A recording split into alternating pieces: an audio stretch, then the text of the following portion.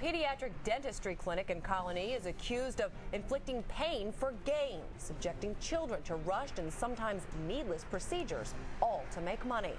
Good evening, everyone. I'm Michelle Smith. And I'm Greg Floyd. The CBS 6 Fact Finder team began investigating Small Smiles Dentistry 4 weeks ago. But to be fair, we have held the report until tonight to make sure we had all sides of the story. Now, a government source confirms state officials are looking into the same allegations we are. Here is CBS 6 Fact Finder Steve Flamish.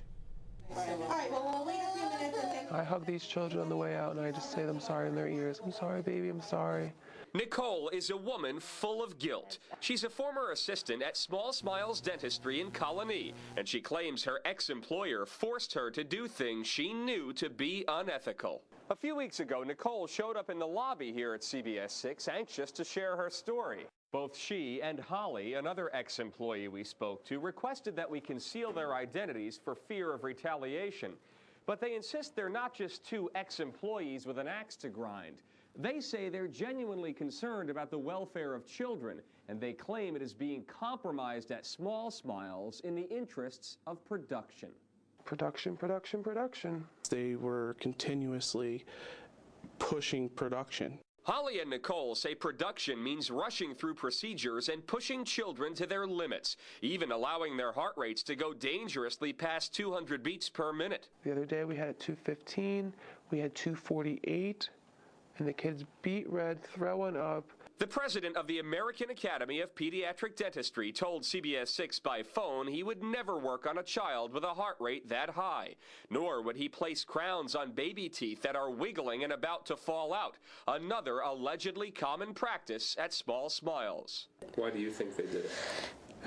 I think they did it so that they could make a fast buck.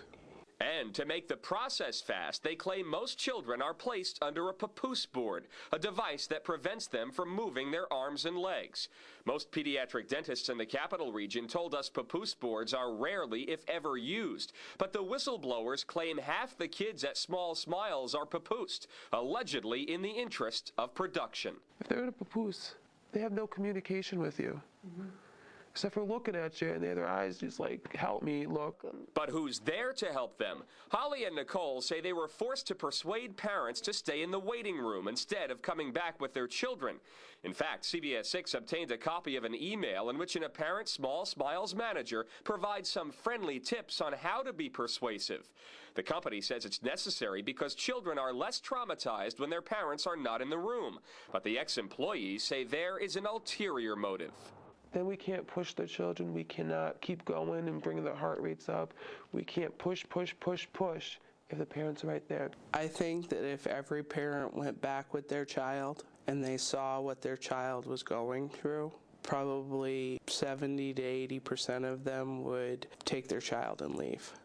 To verify that estimate, Nicole made a post on the internet blog site Craigslist, encouraging dissatisfied parents to contact CBS 6 News. By the next morning, several calls and emails had already come in, but in the interest of accuracy, we requested that they submit proof of their visits. Sure enough, the parents provided these documents and a flurry of complaints. You're like cattle being herded in and herded out. Sharon Corney says her son left the dentist with anything but Small Smiles. She says procedures were done poorly, needlessly, and always in great haste. When you go in there and all of a sudden you turn around, okay, here's your son. Like, it seemed like 10 minutes later, you're like, oh God, no.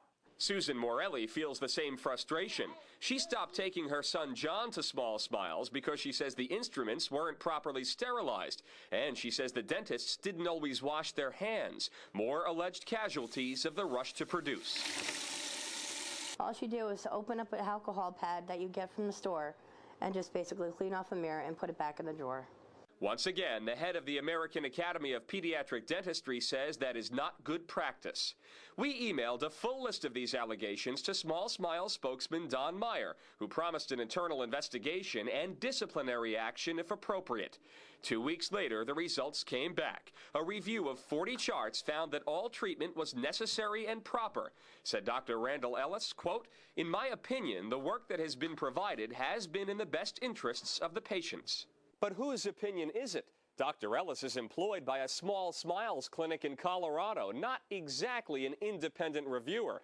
So we took it a step further, and in part 2, we bring the allegations right to the lead dentist at the Colony Clinic. Steve Flemish, CBS 6 News. Now, the CBS 6 Fact Finder team placed calls to a number of national and state agencies to find out more about the dentists on staff at Small Smiles. We learned they are all licensed, but the American Academy of Pediatric Dentists reports that not one of them spent the extra 2 years in school to learn how to treat and talk to children. They are all trained simply in general dentistry.